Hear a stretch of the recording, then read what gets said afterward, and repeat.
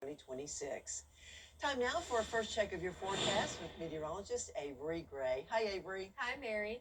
It is very cloudy outside, and it looks like that we're going to get rain at any moment on our Jerry Lambert Hyundai Skyview cam here, but our live Viper 6 radar showing that we are completely clear for today. Rain chances increase and start up tomorrow. It is breezy, though. Winds coming in from the southwest around 20 to 30 miles per hour across the CSRA. We're seeing a 29-mile-per-hour wind gust there in Evans, 27 in Augusta, 30 in Edgefield, Saluda, Lincoln counties. At the moment, those winds going to continue to be on that breezier side today. The winds coming in from the southwest, bringing some warmer temperatures along with it, something we are not a stranger to at all. 59 degrees is that temperature in Augusta right now. And for the rest of today, you can expect those temperatures to warm up to 66 by 4 o'clock, and those rain chances coming throughout the next couple of days. Thursday, Friday, high pressure will start to dominate. We're back to sunshine on Saturday. I'll have that future cast coming soon. Mary? All right, see you then, Avery. Thanks. And we are following some breaking news this noon. Go ahead, meteorologist Avery Gray with your live Viper 6 forecast. Plus, we head to the Northeast today where cleanup continues after last week's blizzard. Stay with us.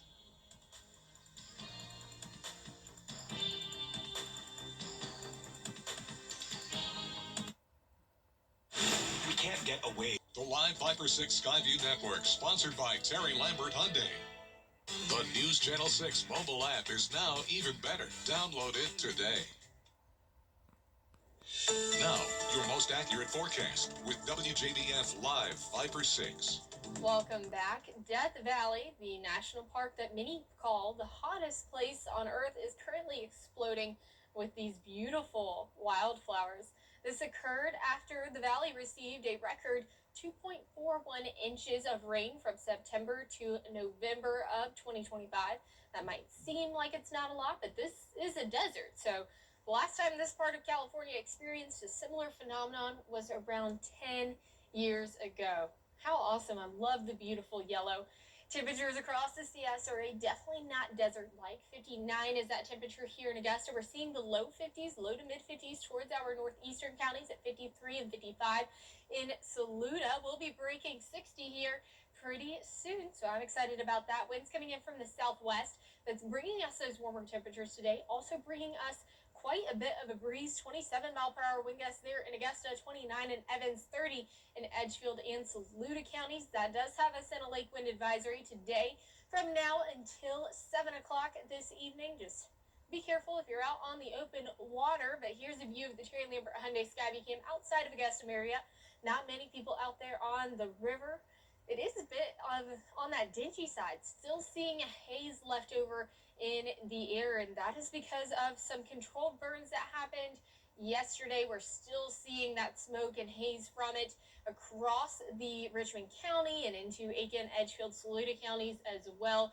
And that has our air quality across the CSRA not on the best side. We typically want to see green for us all. We're seeing yellow right now, so in between good and unhealthy, just kind of giving us a little bit more of some allergens with that all of that haze in the air. But we do have a weather system on the way that's bringing us some rainfall, going to help wash us out quite a bit. That low pressure system there attached to the cold front and the stationary front, going to find its way into our area very soon. But right now, just seeing some dense cloud cover across our area. That's going to continue throughout the remainder of today and into Thursday and Friday. So 70% chance Thursday, 80% chance on Friday. We clear up into the weekend, and then another system bringing some rain to start off next work week. Here's the future cast and the setup, seeing that low pressure system and cold front start to enter into our area, bringing that stationary front along with it. Then another low pressure system on the backside of that system, bringing in more widespread rain come Friday and into Saturday, seeing that high pressure system start to build back into our region, clearing us out significantly. Here's a look a little bit closer to home, a little zoomed in. Some spotty showers Thursday morning into the afternoon, 1 o'clock, seeing that front enter into the area. Then we get that stalled stationary front bringing us rain along the midsection of the CSRA. Then we start to see the widespread rain enter into our area around 6 o'clock in the morning come Friday, lasting pretty much all day long Friday and into Saturday morning. Well, and then we'll start to clear up into the rest of the day on Saturday as that high pressure takes shape. Now, we are in a severe drought, extreme drought for some across the CS area, but we are picking up around an inch total of rainfall. That's going to be great. Winds still going to be gusty today and tomorrow, so just make sure you're aware of that as you're headed out the door, and then we'll start to see those winds die back down into the weekend. So tomorrow you can expect that rainfall all day long, and then 59 by 9 o'clock, pretty mild to start your morning, 68 by 5 p.m. Here's a look at your 10-day forecast and what all we're expecting. Overall, cloudy and windy conditions continue today. 66 for that forecasted high. Rain likely on Thursday and Friday. We clear up into Saturday as the sunshine returns. Mary? All right, Avery, thanks so much.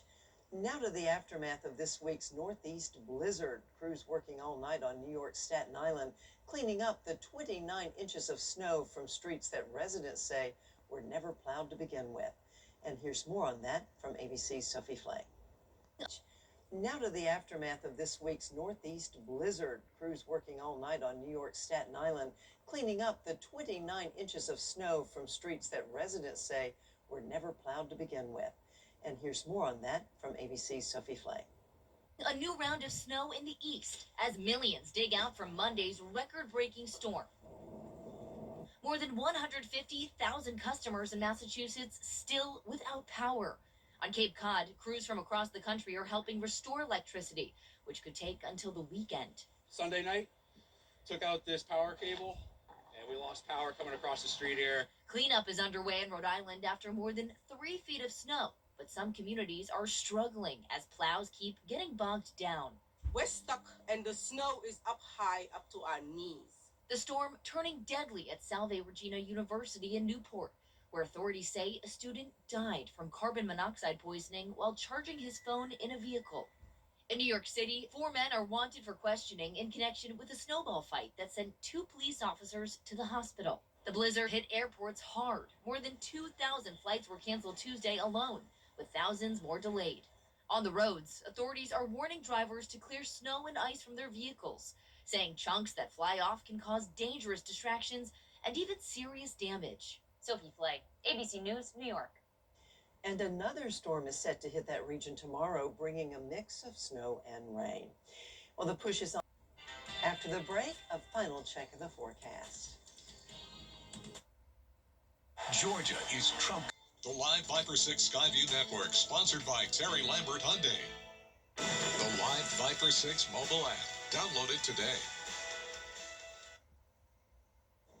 Well, finally this half hour, nearly 150 years after the last giant tortoises vanished from the Galapagos, the species is making a comeback.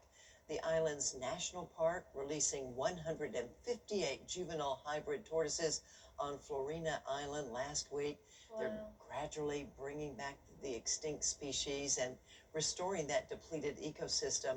The national park plans to release a total of 700 tortoises, and I did get to see one of those very old tortoises at a zoo, which always amazed me how they could live to be so old. Yes, you were talking about the age. I think you mentioned 150 years old. It makes me think about how young is considered a juvenile Galapagos tortoise. Good right? question. Is a juvenile a 30-year-old tortoise, or Yeah. is that still like a little baby kid? I'm young gonna have age? to Google that. I know, I'll let me you know. too. But this week it feels like we are just like turtle crawling into spring, but it is on the way. 66 is that high for today. Windy conditions, rain into Thursday and Friday. And if you have allergies are expected to be high on Sunday. So just make sure you are aware of that. All right, good to know. Thank you so much, Avery. Appreciate it. And thank you for watching News Channel 6 at noon. Your next news at 4 o'clock. I'll see you tomorrow morning on Good Morning Augusta.